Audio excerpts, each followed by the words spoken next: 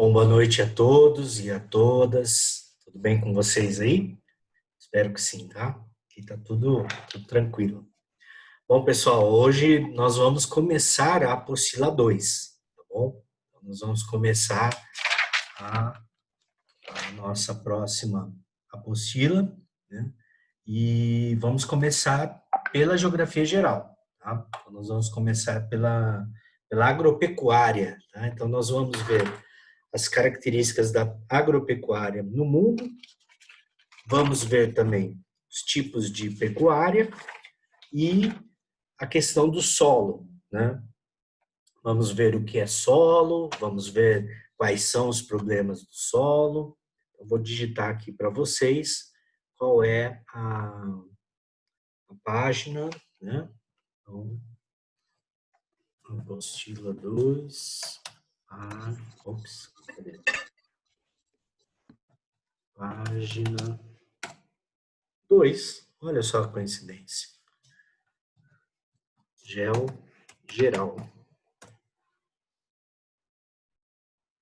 Beleza. Bom, primeira coisa, né? Quando a gente fala de agropecuária, a gente sabe que esse é um assunto relativamente polêmico, né? Sempre que a gente vê na televisão o debate sobre as coisas que são boas da pecuária, né? Que é a produção de alimentos, que é a produção de carne, né? E as coisas ruins relacionadas à agropecuária, como, por exemplo, a concentração de terra, muitas vezes a questão do aumento do desmatamento das florestas para ampliação, né, de pastagens, para ampliação de área agrícola.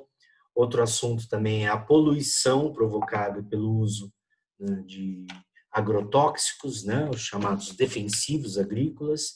Outra questão relacionada é a da violência no campo, né, todo lugar, principalmente na América Latina, que você tem expansão do latifúndio, né, da grande propriedade rural, você tem aqueles trabalhadores rurais que não têm acesso à terra entrando em conflito com esses grandes proprietários de terra, né? Então, o Brasil é um país que tem muito desse problema, principalmente na região norte do país atualmente. Então, nós vamos ver, né, algumas questões de vestibular, principalmente quando vocês derem uma procurada no assunto, né, na internet, em questões que já caíram de vestibular, a questão da violência no campo é uma das questões que caem em vestibular, né, porque é uma realidade. Agora, nós temos, né, alguns aspectos positivos da atual agropecuária que nós vamos ressaltar. Quais são eles? Em primeiro lugar, é a questão de que, quando você tem uma agropecuária bem desenvolvida, você tem possibilidade de que seu país tenha segurança alimentar. O que é segurança alimentar? É quando um país tem uma produção agrícola que é suficiente, né, para abastecer a sua população. Agora, só tem um detalhe: muitas vezes, né, essa segurança alimentar ela é ameaçada até pela própria questão comercial da agropecuária, ou seja, você tem uma grande produção agrícola, mas boa parte desse produto agrícola ou vai virar matéria-prima para a agroindústria, né, que é a junção da agropecuária com a produção industrial, né, e não a geração de alimentos. Então, isso aí acaba se tornando um Professor, problema. Pois não. a Nicole tá pedindo para entrar. Ah, ué, Beth, eu tô tentando, ela não apareceu aqui. Falar para ela mandar um convite de novo. Ah, achei. Ok. Achei. Apareceu aqui no cantinho para mim. Beleza. Desculpa a demora aí, gente. Tá? Em respondê-los. Bom, tudo bem. Então, o que acontece? A gente tem, então, alguns países que são grandes produtores rurais, né? É o caso do Brasil, é um deles, né? Mas que em muitas áreas do país você tem população passando fome. Muitas vezes não é aquela fome que a gente fala, a fome crônica, que é quando a pessoa não tem o que comer. o que acontece muitas vezes é a chamada fome oculta, né? A pessoa ela não tem uma alimentação diversificada, ela não tem acesso a uma alimentação que vá trazer para ela qualidade de vida, né? Principalmente qualidade de vida em termos de saúde, né? Porque a boa alimentação é uma forma de prevenção de doenças, tá bom? Bom, então, eu tenho umas imagens para projetar para vocês, né? Deixa eu ver se tem. Opa, chegou mais um aqui. Então, eu vou projetar essas imagens. A apostila de vocês, ela começa falando da agricultura a partir, né, do final da Segunda Guerra Mundial, tá? Que é quando nós temos como característica a chamada agricultura moderna, né? Agora, não esqueçamos do seguinte, quando a humanidade desenvolve a agricultura, ela pula do estágio em que ela era dependente da natureza para se tornar dominadora da natureza. Então, a gente fala aqui, o desenvolvimento da agricultura pela humanidade, ela é um marco na história da evolução humana, porque a partir do momento que a gente passa a plantar os nossos alimentos, a gente se sedentariza, a gente para de ser nômade, a gente para de ficar, né, correndo atrás do alimento, buscando alimento. A gente para de viver em caverna, né?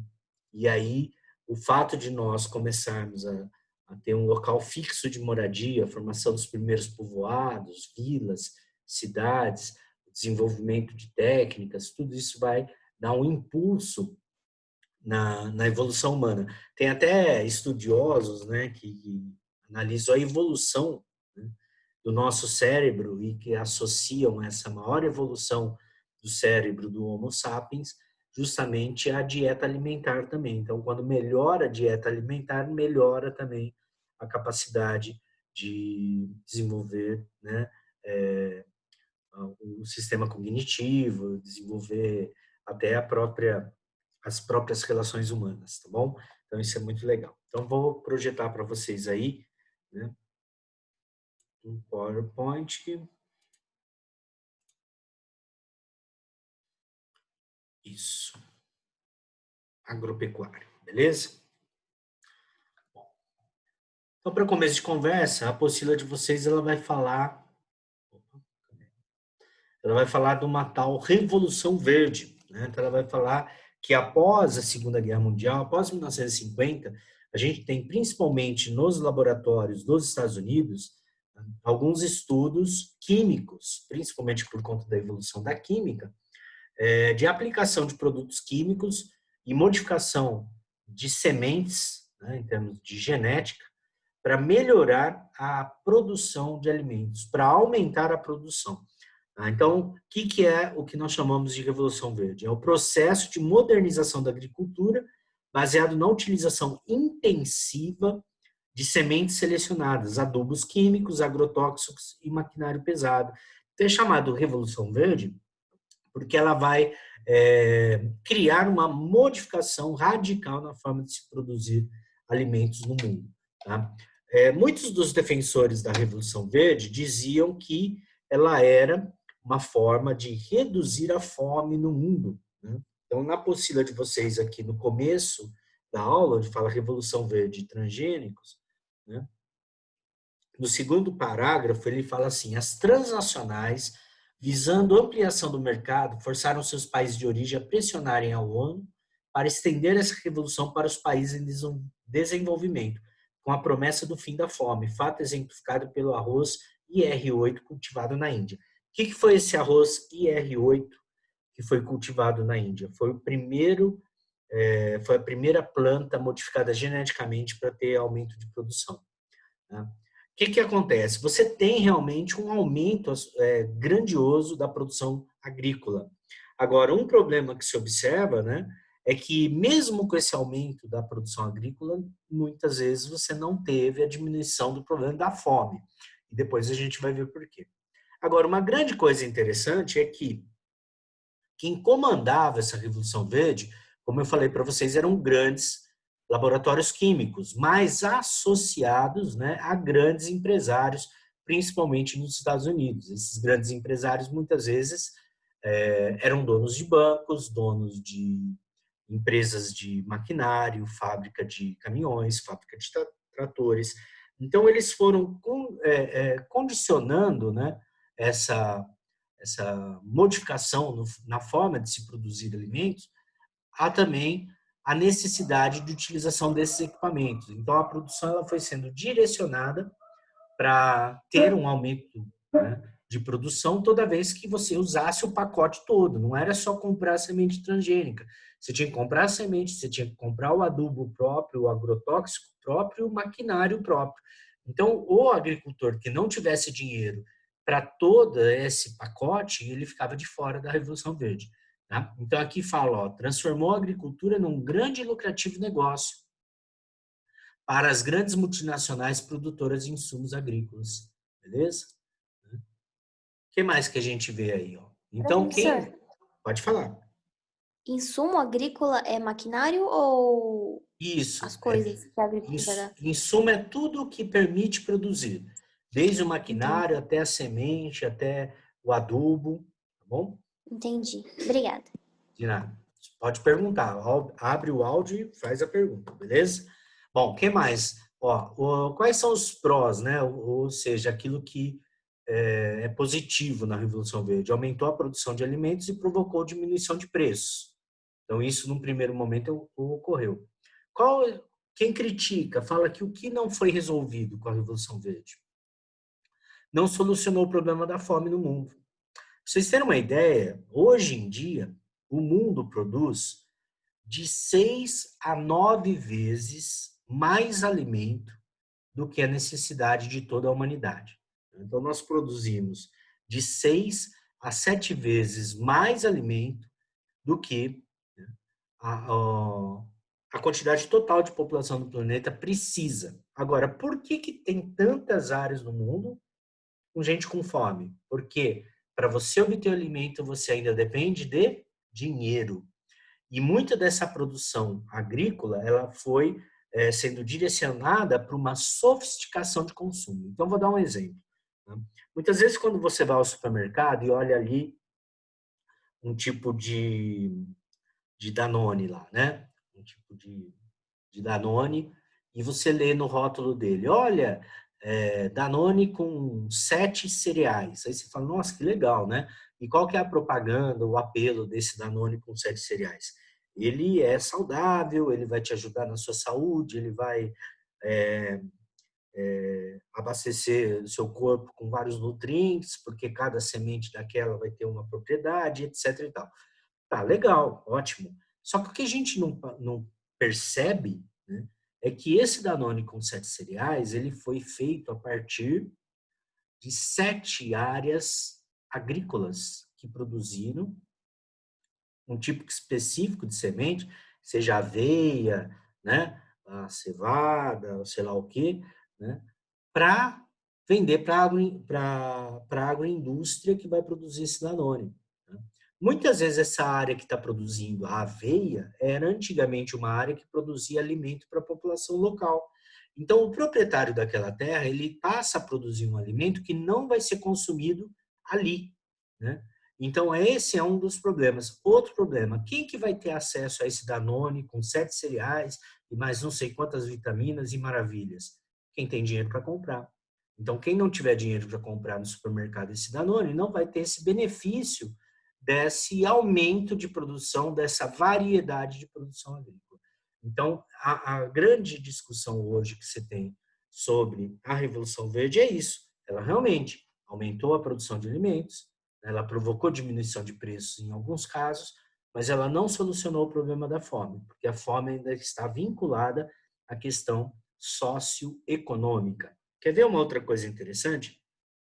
Quando a gente fala da Revolução Verde, né, você teve a necessidade da criação de grandes propriedades rurais para produzir para essa agroindústria.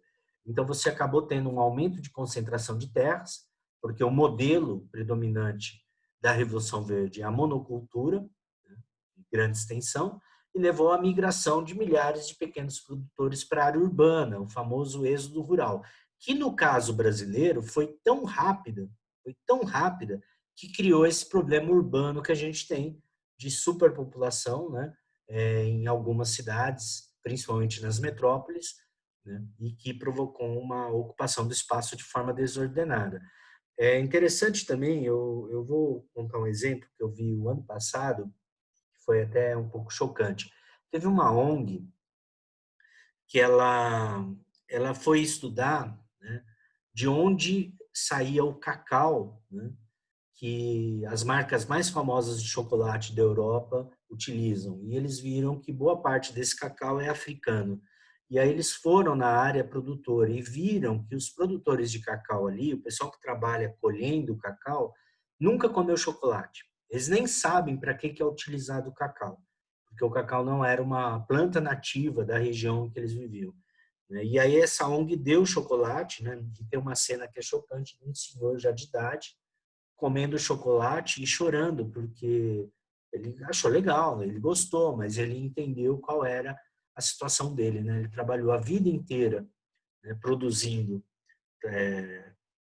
um alimento, né, que ele nunca teria acesso, né? Que é